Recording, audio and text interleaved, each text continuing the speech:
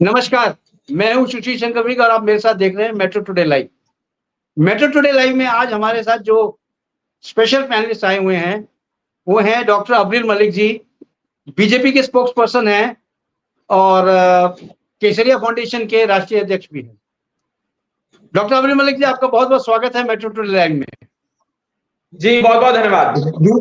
दूसरे हमारे साथ जुड़े हुए हैं मिस्टर कल्याण जी, मंडल अध्यक्ष हैं कांग्रेस के सांगानेर से और यहाँ जयपुर से हैं वो। नमस्कार।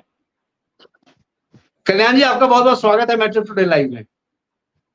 आज की जो परिचर्चा होगी सर, वो बहुत ही इंटरेस्टिंग परिचर्चा है। फर्स्ट फेज जो है पोलिंग का खत्म हो चुका है और फर्स्ट फेज में जो एक्सपेक्टेशन थी, सारे जितने भी पार्टीज हैं जिनको एक्सपेक्टेशन थी कि इतना पोलिंग होगा, ये होगा, वो कुछ नहीं हुआ। सबसे कम वोटिंग हुई है हर जगह। आप देखिए तो राजस्थान में भी 50 के ऊपर 60% के ऊपर वोटिंग नहीं गई है। इसका बहुत कारण निकल के आता है सामने। पहले हम एक एक करके आप लोग से पूछेंगे, उसके बाद हम लोग एनालाइज करते हैं कि इसका क्या प्रॉब्लम रहा। सबसे पहले मैं पूछना चाहूंगा कल्याण जी से। कल्याण जी, आप तो राजस्थान में हैं, आपने भी बूथ पे जाके देखा होगा, आप पर्सनली बूथ पे गए हैं। क्या कारण लगा है इसकी लो जो वोटिंग हुई है, उसका क्या कारण हो सकता है? देखिए, मेरा मानना ये है कि अभी कुछ ही दिन पहले, कुछ ही महीनों पहले राजस्थान में वोटिंग हुई थी और वो वोटिंग गवर्नमेंट बनाने के लिए हुई थी। उसमें 78% 80% वोटिंग हुई थी। तो ये जो वोटिंग में, इस वोटिंग में अभी लगभग 20% 25% का जो डिफरेंस है, वो बहुत बड़ा डिफरेंस है और ये बहुत बड़ा उलटफेर का एक संकेत है। पब्लिक जो है अब एक ही चीज से बार बार रिपीट करने से ऊब चुकी है। हाँ जी। पब्लिक ने बीजेपी को अपना एक सब्स्टिट्यूट माना था कि भाई कांग्रेस के बाद में हम बीजेपी को वोट कर सकते हैं और बीजेपी को उन्होंने भरपूर वोट देके उनको खूब कहा। बाकी अब जो बीजेपी से जिनको जो उम्मीदें थी पब्लिक को, वो उम्मीदें धीरे धीरे टूट गई है। टूट गई है। इनके जो वादे थे, ये वादे कभी नहीं पूरे हुए हैं, होंगे। इसलिए पब्लिक से रुष्ट है और पब्लिक के पास में कोई ऑप्शन नहीं है, क्योंकि वो जान रहे हैं कि गवर्नमेंट हमारा भला नहीं कर सकती। इसलिए पब्लिक को वोट देने ही नहीं चाहिए।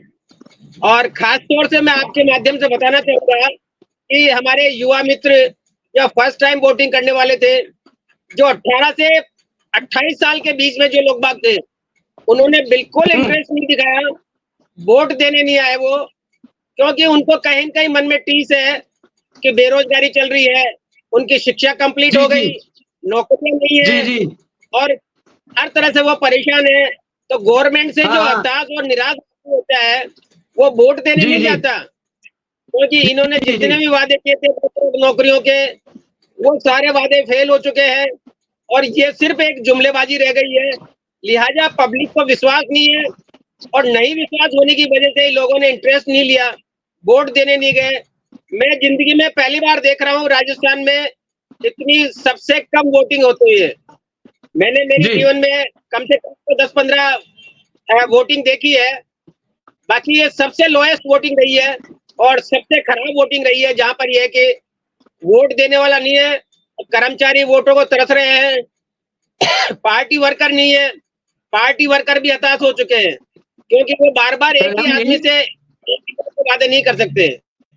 कल्याण जी, यहाँ ये भी हो सकता है कि राजस्थान की भीषण गर्मी को देखते हुए भी लोग ना निकले हो, ये भी तो एक कारण हो सकता है।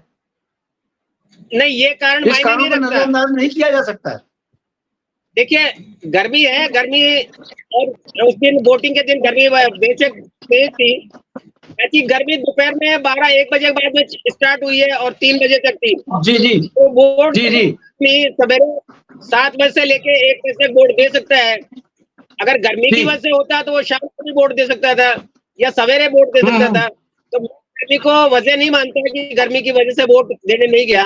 वो सिर्फ ये है कि सरकार के प्रति में एक टीस है एक विरोध है कि ये गवर्नमेंट जो है हमको सिर्फ जुमले देती है, हमारा कोई विकास नहीं है।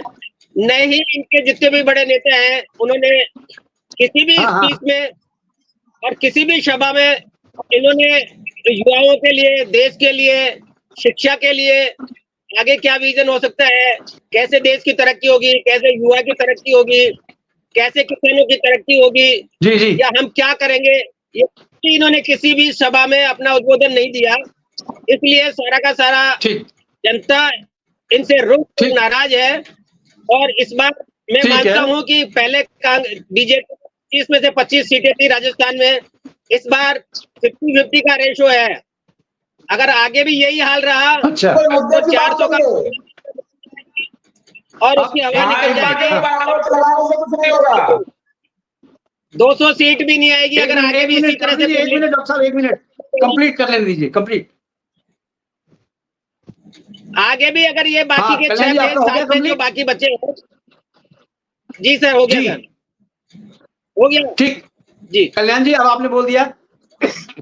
डॉक्टर अब्दुल जी, अब आपकी बारी है। आप बताएं कि इतनी लो वोटिंग जो हुई है फर्स्ट फेज में, मैं राजस्थान को नहीं लेता, फर्स्ट फेज में जो वोटिंग हुई है वो बहुत ही लो हुई है, यानी हर क्षेत्र में। अच्छा, एक चीज बड़ी इंटरेस्टिंग है, आदमी लोग जो है, पुरुषों की संख्या जो है कम है, लेडीज की संख्या ज्यादा है वोटिंग में। ये परसेंटेज कुछ समझ में नहीं आ रहा, और ये परसेंटेज इस तरह से जो देखा गया है, overall voting is very less.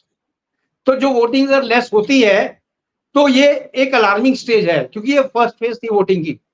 अभी 6 फेज और होने हैं, 6 फेज में भी कहीं अगर इसी तरह का ट्रेंड चलता रहा तो देखिए, इसमें गर्मी भी एक बड़ा फैक्टर है।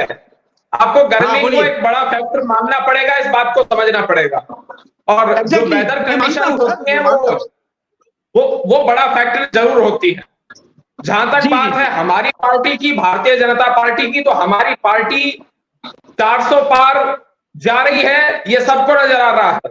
और जनता तो बल्कि कह रही है कि भारतीय जनता पार्टी 500 पार जा रही है, एनडीए 500 पार जा रहा है। अब यूपीए को तय करना है, यूपीए को देखना है कि 2, 4, 5 सीटें मिलेंगी तो कौन सी मिलेंगी और कहां से मिलेंगी। और जो इनके कारनामे हैं वो सबको नजर आ रहे हैं। जहां इनकी सरकारें रही, किस प्रकार से भ्रष्टाचार को इन्होंने बढ़ावा दिया, जातिवाद को बढ़ावा दिया, परिवारवाद को बढ़ावा दिया, लूट खसोट की राजनीति की, अपना पेट भरने का काम किया, वो सबको नजर आ रहा है। ये कृपया करके जनता को बेवकूफ समझना बंद कर दें, क्योंकि जनता ये इस बार सबक सिखा देगी। ये जनता को, वोटर को बेवकूफ बिल्कुल ना समझे। और जिस तरीके से हमने गरीबों के लिए काम किया है, आदिवासियों को सम्मान देने का हमने कार्य किया है, मजदूरों को सम्मान देने का हमारे द्वारा कार्य किया गया है, वो सबको नजर आ रहा है। हमने योजनाएं चलाई हैं, जनता के लिए कार्य किया है। जन कल्याणकारी योजनाएं चलाने में भारतीय जनता पार्टी और नरेंद्र मोदी जी विश्वास रखते हैं। जी जी, डॉक्टर अब्दुल मलिक का लगता है कनेक्शन टूट चुका है। तो डॉक्टर अब्दुल मलिक जी अभी वापस आएंगे। जी, मेरी आवाज आ रही मेरी? हाँ सर, आवाज आ रही है। बोलिए डॉक्टर साहब, बोलिए। बिल्कुल, देखिए, हमने जिस प्रकार से चीन और पाकिस्तान को मुंहतोड़ जवाब देने का कार्य किया, सर्जिकल स्ट्राइक की, एयर स्ट्राइक की, हमने जनधन खाते खुलवाए, बेहतरीन सड़कें हमारे द्वारा बनाई गई, हाईवेज हमारे द्वारा बनाए गए, नए हॉस्पिटल्स बनाने का हमने कार्य किया, स्वास्थ्य के क्षेत्र में अभूतपूर्व हमारी सरकार के द्वारा कार्य किया गया। उसके साथ साथ आप स्वास्थ्य के क्षेत्र को ले लीजिए, स्वास्थ्य के क्षेत्र के साथ साथ रक्षा के क्षेत्र को आप ले लीजिए, विदेश नीति की आप बात कर लीजिए, कृषि के क्षेत्र को आप ले लीजिए, किसी भी क्षेत्र की आप बात कर लीजिए, शिपिंग सेक्टर की आप बात कर लीजिए। जिस तरीके से नितिन गडकरी जी के नेतृत्व में, नरेंद्र मोदी जी के मार्गदर्शन में बेहतरीन हाईवेज बनाए गए, सड़कें बुनने, सड़कों का जाल बुनने का कार्य किया गया, वो सबको नजर आ रहा है। और जिस तरीके से भारतीय जनता पार्टी ने योजनाएं चलाई, हमने स्वच्छ भारत अभियान की बात की, सौभाग्य योजना हमारे द्वारा चलाई गई, मुद्रा लोन हमारे द्वारा दिए गए, मुद्रा योजना हमारे द्वारा चलाई गई, वो सबको नजर आ रहा है। हम बेटी बचाओ की बात करते हैं, 370-35 को हटाने में विश्वास रखते हैं, 370-35 को हटाने का काम करते हैं और ये 370-35 को हटाने का विरोध करते हैं। हम 3 तलाक बिल लाते हैं, विमेन रिजर्वेशन की हम बात करते हैं, ये सबको नजर आ रहा है, ये जनता देख रही है, जनता के मध्य में है। हम सवर्ण आरक्षण की हम बात करते हैं और योजनाएं जिस प्रकार से चलाई गई, बिचौलियों को जिस प्रकार से समाप्त किया गया, अब जो पैसा है वो डायरेक्ट लाभार्थी के खाते तक पहुंचता है, लाभार्थी के खाते में जाता है। पहले नोट घिसा करते थे, इनके प्रधानमंत्री कहते थे कि जब ऊपर से नोट जाता है तो नीचे पहुंचता पहुंचता पहुंचता पहुंचता घिस जाता है। अब नोट घिसता नहीं है, अब नोट सीधा पहुंचता है, पैसा सीधा पहुंचता है जहां पहुंचना चाहिए, जिस लाभार्थी के खाते तक पहुंचना चाहिए। हमने बेघरों को घर दिए हैं, शौचालय बनवाने का हमारे द्वारा कार्य किया गया है और जिस प्रकार से नरेंद्र मोदी जी के नेतृत्व में वैश्विक स्तर पर भारत की साख बढ़ी है, वो सबको नजर आ रही है। और उसके साथ साथ आज की फॉरेन पॉलिसी आप उठाकर देखिए और इनके समय की फॉरेन पॉलिसी देखिए, और जिस तरीके से रक्षा के क्षेत्र में आधुनिकीकरण की बात कर लीजिए, स्किल इंडिया की बात कर लीजिए, डिजिटल इंडिया की बात कर लीजिए, रूरल पॉपुलेशन का जो डेवलपमेंट हमारे द्वारा किया गया आप उसको देख लीजिए। हमने गुड्स एंड सर्विसेज टैक्स की बात की, जिसको एक गब्बर सिंह टैक्स कहते हैं, ये समझ नहीं पाए उस विषय को, और उसके साथ साथ नोटबंदी हमारे द्वारा की गई। धीरज साहू के विषय पर ये कुछ नहीं बोलेंगे, पालघर के विषय पर ये कुछ नहीं बोलेंगे, जिस प्रकार से पालघर में संतों की निर्मम हत्या हुई वो भी जनता को नजर आई है, और जिस तरीके से इमरजेंसी के विषय पर ये कुछ नहीं बोलेंगे, संदेश खाली के विषय पर नहीं बोलेंगे, कश्मीरी पंडितों के विषय पर नहीं बोलेंगे, टीकालाल टप्पू जी के विषय पर नहीं बोलेंगे। इन विषयों पर इनके मुंह में दही जम जाती है। समस्या ये है और जनता समझ रही है, जनता सब जान रही है। कृपया करके जनता को बेवकूफ कतई भी ना समझे। जी डॉक्टर साहब, ये सारी राजनीतिक पार्टियों में खलबली मची हुई है, क्योंकि फर्स्ट फेज की जो पोलिंग देखी गई है वो एक फैक्टर आप बोल रहे हैं, गर्मी में मानता हूं गर्मी फैक्टर है, लेकिन उससे भी बड़ा एक फैक्टर, मैं तो खुद गया था मतलब सर्वे करने, मैं तो खुद ग्राउंड पे था, मैंने ये देखा है कि सबसे ज्यादा उसमें जो फैक्टर मुझे नजर आया है, मैंने अपनी आंखों से देखा है, वो था युवा वर्ग का घर से नहीं निकलना और घर से निकल के भी वोट नहीं देना।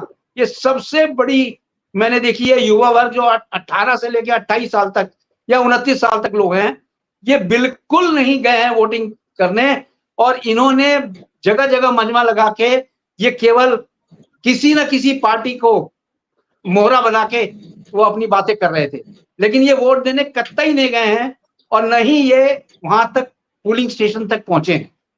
सबसे बड़ा कारण है कि मुझे लग रहा है। और दूसरी बात ये कि जहां तक रह गई ओल्ड एजेस और पुराने लोग जो दिए, उनका तो कर्तव्य था वोट देना, मैं तो कहता हूं सबका कर्तव्य है वोट देना, लेकिन जो युवा नहीं गया है ये कुछ पल्ले नहीं पड़ रहा है। इसको तो आप लोग ही क्लियर कर पाएंगे, क्योंकि रनिंग जो इस समय गवर्नमेंट है वो बीजेपी की है। तो हो सकता है कि कोई कारण हो, मैं नहीं कह सकता कि क्या कारण है, लेकिन बीजेपी जो युवा वर्ग है वो बहुत खफा मुझे नजर आया। डॉक्टर साहब आप कुछ कमेंट करेंगे इस पे? देखिए, युवा वर्ग बिल्कुल खफा नहीं है, भारतीय जनता पार्टी के पक्ष में है युवा वर्ग, ये सबको नजर आ रहा है। युवा वर्ग के बीच में, युवा वर्ग के अंदर किस प्रकार से ऊर्जा है, किस प्रकार का उत्साह है, वो भी सबको नजर आ रहा है। और ये 4 जून को सब स्पष्ट हो जाएगा। 4 जून बहुत दूर नहीं है डॉक्टर साहब, बहुत दूर नहीं है, हम मानते हैं, लेकिन भारत का निर्माण हो जाएगा, इस बात को कल्याण जी को जान लेना चाहिए। डॉक्टर साहब बिल्कुल सही कह रहे हैं। हम तो कहते हैं हम लोग एक एक पोल को लेके अगर एनालाइज करें, हो सकता है कि इस पोलिंग में अगर फर्स्ट फेज में कुछ कमियां रह गई हैं, सेकंड फेज में आप पूरा करें, थर्ड फेज में करें, यानी 7-6 फेज अभी और बाकी हैं, कहीं ना कहीं जाके तो पूर्ति हो जाएगी। कल्याण जी, इसके बारे में आपका क्या राय है, युवा वर्ग के बारे में? पूर्ति काहे की आप कह रहे हो, मैं आपको स्पष्ट कर देता हूं। हाँ बोलिए। देखिए, जिन सीटों पर अभी फर्स्ट फेज में जिन सीटों पर वोटिंग हुई थी जी, आप 102 सीटों की बात कर लीजिए।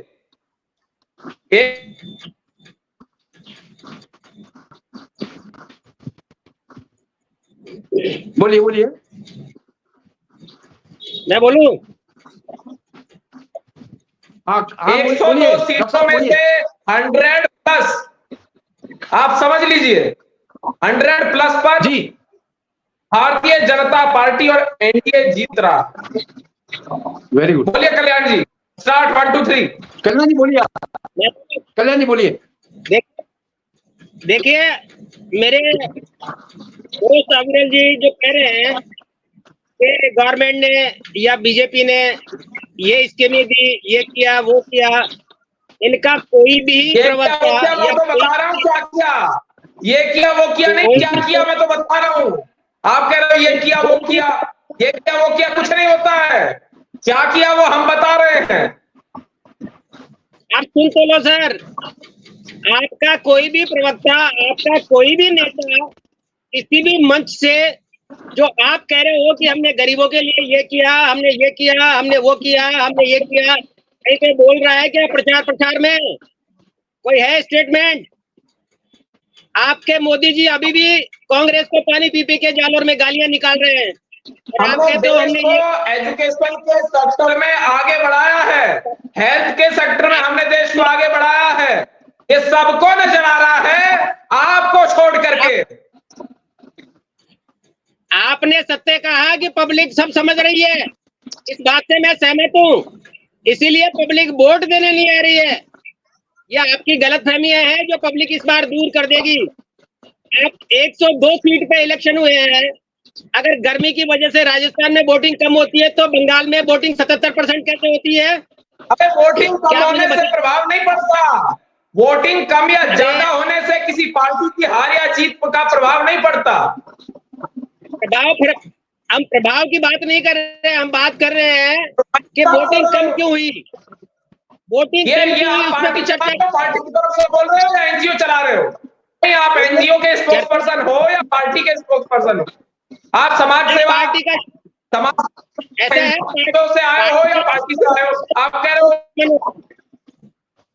देखो, विरोध करना है तो विरोध तो आप करते रहो, हकीकत कुछ और है जो आप मान नहीं रहे, और पब्लिक आपको 4 जून को हकीकत पता लग जाएगा कि क्या हकीकत है।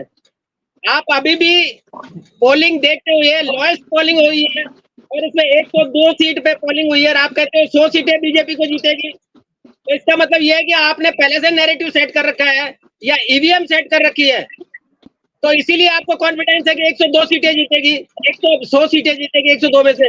आदरणीय, थोड़ा सा दिमाग काम में लो, थोड़ा सा उस चीज से ऊपर उठो, ग्राउंड लेवल देखो कि युवा वर्ग क्यों हताश है, युवा वर्ग क्यों नहीं वोट देने जा रहा है। अगर आपकी सरकार ने, आपकी बीजेपी सरकार ने इतना बढ़िया काम किया है और 10 साल से देश को बहुत अच्छी तरह चला रही है, तो युवा वर्ग वोट देने क्यों नहीं आया?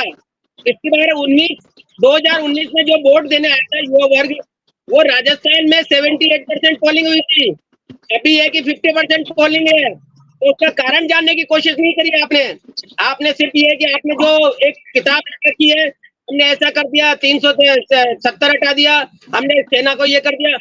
सेना के बारे में, इनके बारे में हम चर्चा नहीं कर रहे हैं अभी, उसके लिए अपने पास बहुत सारा टाइम है। अपन चर्चा कर रहे हैं कि युवा वर्ग वोट देने क्यों नहीं आया, उसका अगर आपके पास में कारण हो तो मुझे बता दीजिए, नहीं तो मैं बता रहा हूँ कि सबसे बड़ा कारण है बेरोजगारी। युवा वर्ग हताश है, बेरोजगारी कहीं नहीं है, बेरोजगारी कहीं नहीं है, बेरोजगार गांधी परिवार हो चुका है, बेरोजगार यादव परिवार उत्तर प्रदेश का हो चुका है, समाजवादी पार्टी के मुखिया अखिलेश यादव जी और उनका पूरा परिवार बेरोजगार हो चुका है। बेरोजगारी अगर कहीं है तो तृणमूल कांग्रेस अब बेरोजगार हो चुकी है। बेरोजगारी आप बहुत चिल्ला रहे हैं, बेरोजगारी कहीं नहीं है। बेरोजगारी आम आदमी पार्टी के अंदर आ चुकी है, बेरोजगार आम आदमी पार्टी के लोग हो चुके हैं।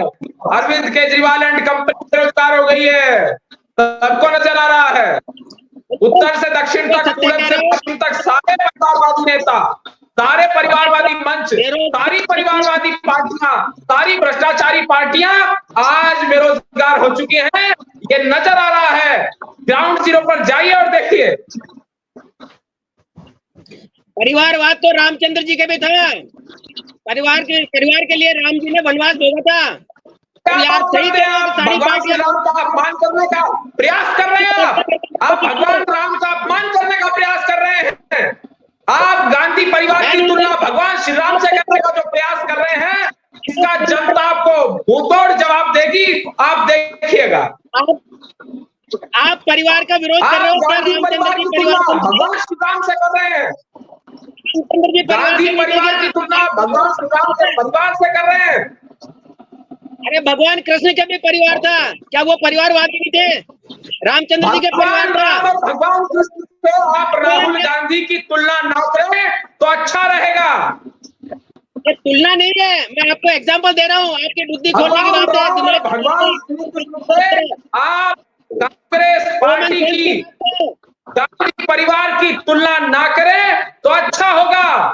आप हिंदू धर्म का अपमान कर रहे हैं बैठकर, आप हिंदू समुदाय का अपमान कर रहे हैं। मैं इस विषय की कठोर निंदा करता हूँ। सर, अमित शाह जी का परिवारवाद नहीं है, इसको पेट पकड़ना नहीं आता, उसको आपने वो परिवारवाद नहीं। मलिक जी, कल्याण जी, बिल्कुल सही कह रहे हैं आप। मैं जय शाह के मुद्दे की बात आता हूँ। जय शाह जी का जातक सुन लीजिए। भगवान राम का भगवान राम को अलग रखे। कांग्रेस के वरिष्ठ नेता राजीव शुक्ला जी ने क्या कहा उसे भी सुन लीजिए। कांग्रेस के वरिष्ठ नेता राजीव शुक्ला जी ने क्या कहा जय शाह जी के संबंध में, उसे भी आप सुन लीजिए। राजीव शुक्ला जी की तो कम से कम मानेंगे। राजीव शुक्ला जी ने कांग्रेस के जो वरिष्ठ नेता है उन्होंने कहा जय शाह योग्यता के आधार पर है, और उनका इंटरव्यू उठाकर आप देखिए।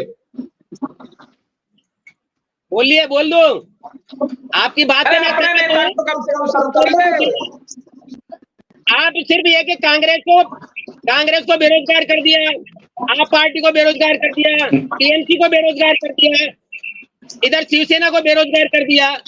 नकली शिवसेना और असली शिवसेना आप पहचान लेते हो, क्योंकि आप 1 किलोमीटर सड़क के 18 करोड़ रुपए का टेंडर देते हो, 250 करोड़ वसूल करते हो, इसलिए आपको रोजगार मिला हुआ है। आपको रोजगार मिला हुआ है, ये डेफिनेटली सही है। आप जो कह रहे हो बिल्कुल सत्य है, बाकी सब बेरोजगार है, क्योंकि कोई आदमी 18 करोड़ रुपए में टेंडर देके और 250 करोड़ वसूल नहीं कर सकता। तो आप वसूल कर रहे हो। आपने इलेक्ट्रोल बॉन्ड के माध्यम से जनता का करोड़ों रुपए आपने वसूल कर लिया, और आज जनता पिस रही है। डबल दाम में ये पेमेंट कर रही है, डबल दाम में सामान खरीद रही है, महंगाई बढ़ गई, वो आपको नहीं दिखता।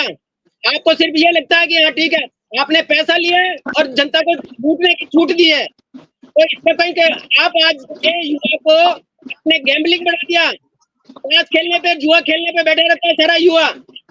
आज कहीं पे भी आप निकल जाओ, धरातल पे जाओ, ग्राउंड रिपोर्ट देखो, 18 साल से 30 साल का बच्चा आज मोबाइल पे गेम खेलता हुआ मिलता है। तो आपने जुआरी बना दिया उन लोगों को, बिल्कुल बेरोजगार कर दिया आपने। तो इस गेम को आप प्रोत्साहन दे रहे हो, इससे देश को क्या फायदा है गैम्बलिंग से? आपने अडानी पोर्ट पे इतनी जो ड्रग्स पकड़ी गई है उसकी कहाँ जा रही है? आपने कभी इंक्वायरी करी? कहाँ जा रही है, किसको सप्लाई हो रही है, कौन सी जगह सप्लाई हो रही है? ये देश के ज्वलंत मुद्दे हैं। आप चाहते हो कि युवा लोग जो नशे में पड़ा रहे, नशा करे, गेम खेले, और जो पैसा आता है वो भी आप लोगों को दे दे। तो आपने देश की दुर्दशा कर दी है। आप मानो या नहीं मानो, आपने युवा वर्ग को बिल्कुल बर्बाद कर दिया है, नेस्त नाबूद कर दिया है, और इस देश की जड़ें खत्म कर दी है। यह मैं आज आपको कह रहा हूँ, और 2024 में आने वाला रिजल्ट आपको इसका परिणाम बता देगा कि क्या हो रहा है। क्योंकि आप कह रहे हो कि 400 पार कितनी अच्छी है आपको। 272 सीटें आपकी है जो पूर्ण बहुमत के करीब है, 303 सीटें आपके पास में संसद में है। इसमें अगर भला नहीं कर पाए तो कहाँ भला करते जी? कल्याण जी, आज का स्टेटमेंट भी मिस्टर जोशी जी का, उसका था अमित शाह जी का, कि हम 400 पार भी अगर हो जाते हैं, अच्छी सीटें आ भी जाती हैं, तो भी हम संविधान न बदलेंगे न बदलने देंगे, आरक्षण न खत्म है, न करेंगे न करने देंगे। ये बहुत बड़ा स्टेटमेंट दिया है, कोटा से आज दिया है उन्होंने, बहुत बड़ा स्टेटमेंट है ये। मैं आपकी बात से सहमत हूँ। जनता ने इनको सबक दे दिया है, जनता ने सिखा दिया। इनके नेता जो जगह जगह में चुनाव प्रचार करते फिर रहे थे कि हम 400 पार सीटें दीजिए, संविधान को बदलने की बात नहीं कर रहे हैं, संविधान को सही तरीके से एग्जीक्यूट, सही तरीके से लागू कर रहे हैं।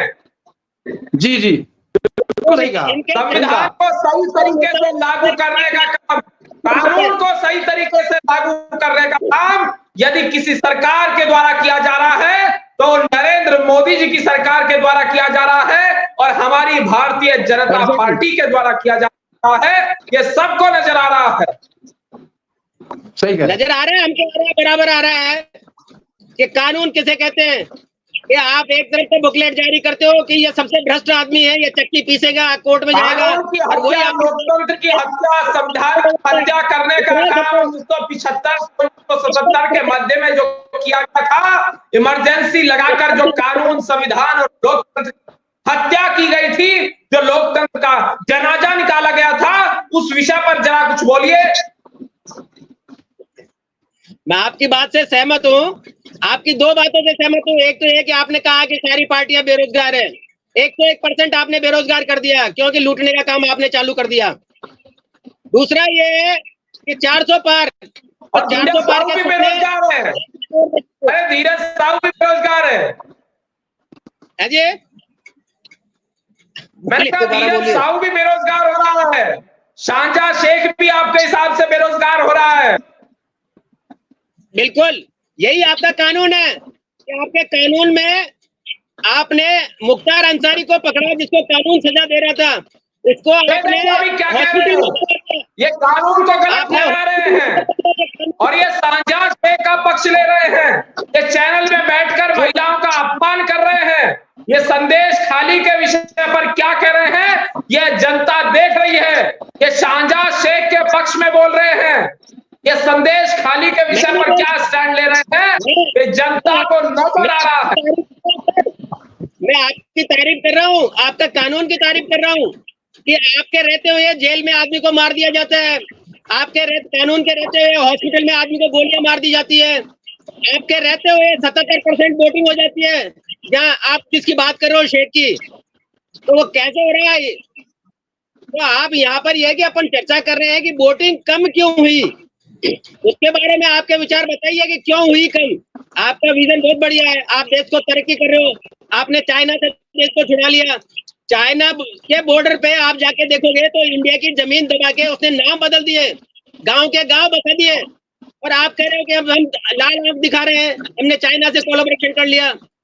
आपका शिक्षा मंत्री हो, वित्त मंत्री हो, सुरक्षा मंत्री हो, गृह मंत्री हो, रेल मंत्री हो, रोड मंत्री हो, चाहे से विदेश मंत्री हो, सबका काम तो सिर्फ एक आदमी करते हैं।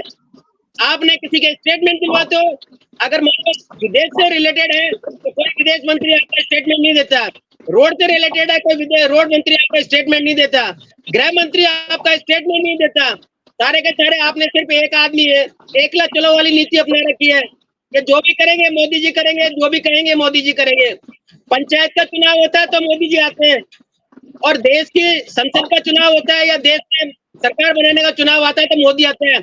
आपकी अहमियत है कहाँ? आप मोदी के बिना जीरो। आज मोदी के बिना आप जीरो हो। आप ये सोच के देखो कि कल को मान लो मोदी जी के बाद में कौन होगा, फिर कहाँ जाओगे, क्या करोगे? आप कुछ अपने बलबूते पे कुछ करने की कोशिश करो। आप जहाँ जाते हो मोदी जी, मोदी मोदी मोदी मोदी मोदी, इसके अलावा कुछ है आपके पास? सिर्फ कल्याण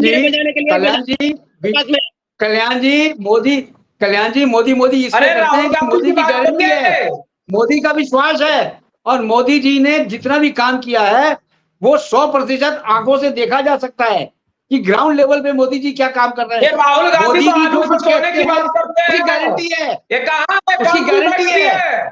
सोना, सोने से आलू, सोने से आलू, आलू से सोना, खेत में टाल बिछा दो, रोड में कोयला डाल दो। ये कहां से आते हैं ऐसे लोग इस देश में? जनता सब देख रही है, वोटर मूर्ख नहीं है, वोटर को समझ आ रहा है बेहतरीन तरीके से। मोदी जी ने सबसे बढ़िया काम किया है, देश में 1,85,000 स्कूलें बंद कर दी गवर्नमेंट की, और 1,21,000 मंदिर बनवा दिए। ये बहुत बढ़िया काम है। कल्याण जी और अब्दुल जी, टाइम मेरे पास इतना ही था। आप दोनों का बहुत बहुत धन्यवाद मेट्रो टुडे में आने के लिए। जय हिंद, जय भारत, बहुत बहुत धन्यवाद। जय हिंद सर, जय Hind. Thank you sir, thank you.